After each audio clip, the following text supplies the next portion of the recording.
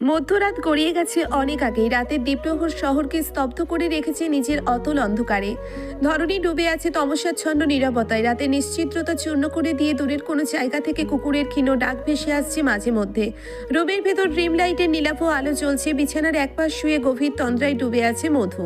হঠাৎই একটা শীতল অনুভূতিতে ওর শরীর শিহরিত হয়ে উঠল। শাড়ির ফাঁক গলিয়ে উদরের ঠান্ডা হাতের স্পর্শে কেঁপে উঠল মধু। ঘুমের অতলে ডুবে থাকা মধুর শরীরটা সারা দিল মুহূর্তেই। উন্মুক্ত পিঠে একের পর এক ঠোঁটের উষ্ণ নেশাগ্রস্ত বিচরণে ওর নিঃশ্বাস ভারী হয়ে এলো। স্পর্শের গাঢ়তায় তন্দ্রার স্তর ভেঙে বাস্তবতার দেওয়ালে ধাক্কা খেলো অনুভূতির ঢেউ।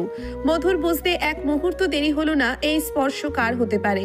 এমন নেশাগ্রস্ত আদুরে ভালোবাসায় ওকে ছুঁয়ে দেখার অধিকার শুধু একজনেরই আছে।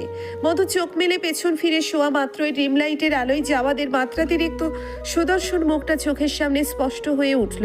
জাওয়াদ ইতিমধ্যে ওর গলায় মুখ ডুবিয়ে দিয়েছে। মুহূর্তেই আদরে আদরে সিক্ত হয়ে উঠল ওর গ্রীবাদেশের নিম্নাংশ। ভেজা ঠোঁটের উষ্ণ আদরে মধুর চোখজোড়া আবেশে বন্ধ হয়ে এলো। চোখ বন্ধ রাখা অবস্থাতে মধু জাওয়াদের ঘন ব্রাউন চুলে আঙ্গুল চালাতে চালাতে ফিসফিসিয়ে বলল, কখন এলেন? জাওয়াদ আলতো হাতে মধুর শাড়ির আঁচলটা বক্ষ পেঞ্ছরের উপর সরিয়ে ফেলল। পরক্ষণেই ওর কানের নিম্নাংশে ঠোঁট ছোঁয়াতে ছোঁয়াতে হাসকে স্বরে শুধালো, এই তো এখনই। মধ্যরাতে নিরাপত্তায় দুটো হৃদস্পন্দনের ধ্বনি স্পষ্ট হয়ে উঠল। নীলাভ আলোয় দুইজনের ছায়া একে অপরের সঙ্গে মিশে আছে। আদরের ঘোর কাটতেই জাওয়াদ মুখ তুলে মধুর দিকে তাকালো। জান। জাওয়াদ আলতো করে ওর গালে মুখ ডুবিয়ে কোমল স্বরে শুধালো, I want a little princess like you. চমকে উঠল মধু। চোখ মেলে বিস্মিত দৃষ্টিতে তাকিয়ে বলল, কি বললেন আপনি?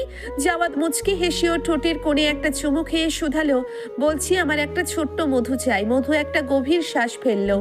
কিছুক্ষণ নীরব থেকে আস্তে করে বলল, আমার একটু সময় লাগবে, আমি এখন ভেবে নিতে চাই না। জাওয়াদ ওর চোখের দিকে তাকিয়ে শান্ত কণ্ঠে শুধালো, কতটা সময়? মধু নির্দ্বিধায় বলল, 2-3 বছর। মেহেরান এখনো অনেক ছোট। জাওয়াদ নিম্নাষ্ট কামড়ে ধরে এক মুহূর্ত ভাবলো, অতপর নিশ্চিন্ত কণ্ঠে শুধালো, সমস্যা নেই, আমি আছি তো। আমি আমার প্রিন্সেসের খেয়াল রাখবো, ওর একটুও অযত্ন হবে না। মধু মুচকি হেসে জাওয়াদের রক্তাভ অধরের কোণে একটা চুমু খেয়ে আদুরে কণ্ঠে শুধালো, জানি তো। জাওয়াদ কপাল ভাঁজ ফেলে শুধালো, তাহলে এখন বেবি নিতে কি সমস্যা? কোনো সমস্যা নেই, তবুও আমি এখনো মেন্টালি প্রিপেয়ার নই। প্লিজ আমাকে একটু সময় দিন। ঠিক আছে, যখন তুমি চাইবে তখনই হবে। এই কথা বলে জাওয়াদ পুনরায় মধুর গলায় মুখ ডুবিয়ে দিল। মধু আপন মনে ওর চুলে আঙ্গুল চালাতে লাগলো। জাওয়াদ চোখ বন্ধ করে সামান্য ভ্রু কুচকে শুধালো, চুলটা একটু টেনে দেবে? মাথাটা ভীষণ ধরেছে। ঠিক আছে, আপনি বালিশে ঠিকভাবে শুয়ে পড়ুন, আমি টেনে দিচ্ছি।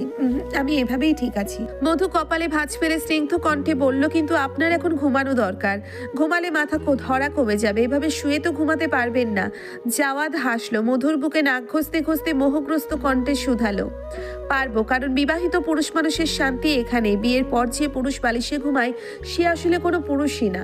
মধু ফোঁস করে একটা শ্বাস ফেলে বলে, কিন্তু আমি পারবো না। প্লিজ আপনি ঠিকঠাক বালিশে ঘুমান। আপনি এভাবে শুয়ে থাকলে আমি সত্যিই ঘুমাতে পারবো না। তাহলে আদর করি। মধুর বিষম খাওয়ার মতো অবস্থা। জাওয়াদ রক্তাভ অধরের কোণে দুষ্টু হাসি টেনে ওর দিকেই তাকিয়ে তাকিয়ে আছে। মধু জাওয়াদের থেকে চোখ সরিয়ে নিয়ে বিড়বিড় করে আওড়ালো, অসভ্য। কি বললে? কিছু না, আপনি চুপচাপ ঘুমান, আমি ম্যাসাজ করে দিচ্ছি। জাওয়াদের কথা বাড়ল না। ও দুই হাতে মধুকে আষ্টে পৃষ্ঠে জড়িয়ে ধরে ওর বুকে মাথা রেখে চোখ বন্ধ করলো। মধু আলতো হাতে জাওয়াদের চুলের গোড়া থেকে শুরু করে কপালের পাশ দিয়ে মাসাজ করতে লাগলো।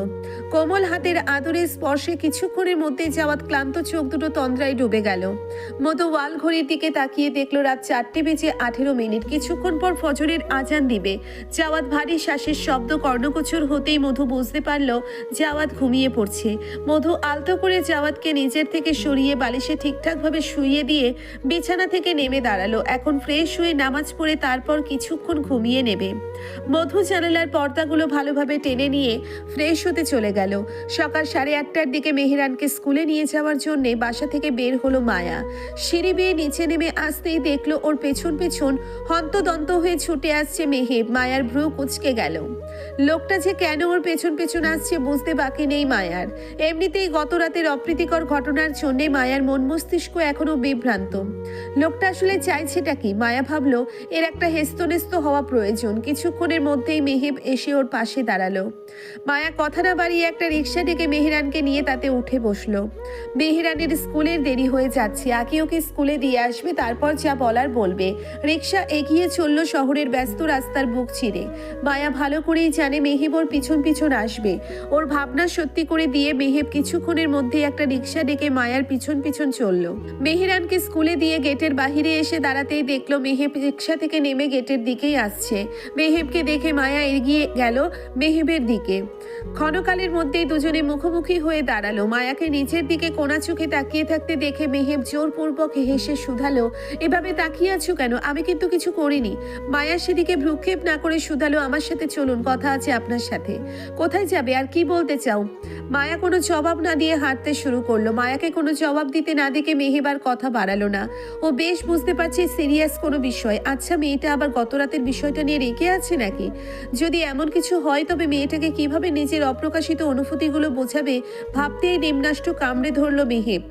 দুজনেই নিঃশব্দে পাশাপাশি হাঁটছে। কিছুক্ষণ পর দুজনেই সামনের একটা পার্কের ভেতরে গেল। সকাল হওয়ার সুবাদে পার্কে এখন বেশ মানুষজনের আনাগোনা শুরু হয়েছে।